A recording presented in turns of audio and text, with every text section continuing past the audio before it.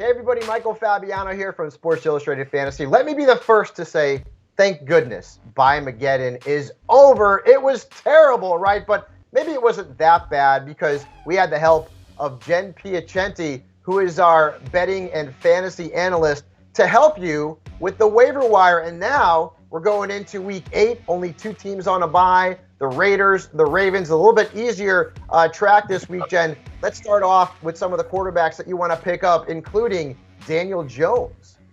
Yeah, if you're looking for a sub for Lamar Jackson, I'm willing to roll out Daniel Jones this weekend. I mean, listen, even without any of his weapons, I mean, the guy was without Saquon Barkley, Kenny Golladay, Sterling Shepard, Kadarius Toney, and Andrew Thomas. He still threw for 203 yards and a touchdown, and he had a 69.7% completion rate. That's the best of this season for Daniel Jones. And in addition to that, he caught a 16-yard pass, and he added another 30 yards on the ground. Basically, the guy proved he's a competitor, and that's a guy you want on your fantasy team. He's facing the Kansas City defense this Monday, and we all saw what happened to Kansas City on Sunday. They allowed Tannehill 270 passing yards, a touchdown through the air, a touchdown on the ground, and a 77.8% completion rate. So I'm willing to roll out Daniel Jones, who, by the way, has a chance to have Toney, Shepard, and Barkley back by Monday night. All right, Jen also likes Carson Wentz and Taylor Heineke this week off the waiver wire. I guess I'd be remiss if we didn't mention Deshaun Watson. I know it's a sensitive situation, but there are rumors that he could be traded before the deadline and potentially play this season, whether it's for the Miami Dolphins or the Carolina Panthers or another team, we're not sure. So really the decision to pick up Watson is a personal one.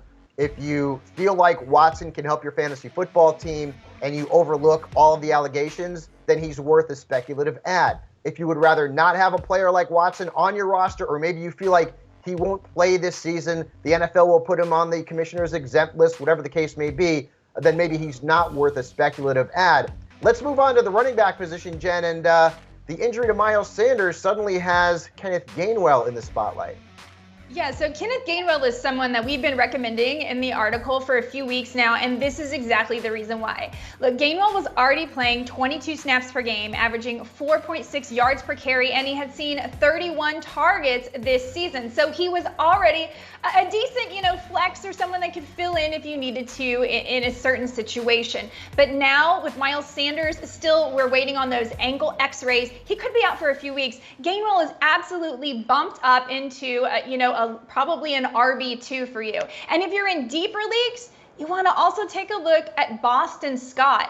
Scott saw 7 carries after Sanders left the game last week. He saw 2 targets and he found the end zone. So both Boston Scott and Kenneth Gainwell should be on your radar. And they've got a good matchup against the Lions upcoming in week 8. Some more running backs that Jen loves. Brandon Bolden, Samaje Perine worth a look, and Ronald Jones from the Tampa Bay Buccaneers. Let's move on to the wide receivers, where a certain Packers wideout could make an impact on Thursday night. Okay, so we just got the news, of course, that Davante Adams has been added to the COVID list. Now, that means he will have to test negative 2 times before Thursday night's game. And let's face it, that's a pretty difficult task. So that automatically bumps up Allen Lazard, who was already going to make the waiver wire list anyway. Listen, on Sunday, he actually outsnapped Adams 51-48. He saw 6 targets for 60 yards and a touchdown. This game has the second highest implied points total of the week on SI Sportsbook. And don't worry about Aaron Rodgers. Everyone's worried he won't be any good without Davante Adams. Well, in the last 5 games without Davante Adams, Aaron Rodgers still threw for 17 touchdowns. Those targets and those touchdowns have to go somewhere, and I'm betting on Allen Lazard. Jen also likes Russell Gage. Khalif Raymond, who, by the way, has been better over the last 3 weeks than Allen Robinson and Julio Jones and Tyler Lockett and a whole bunch of big-name wide receivers, so grab him and Darius Slayton as well. Let's finish things off with the tight ends, where we see you, CJ, in Cincinnati.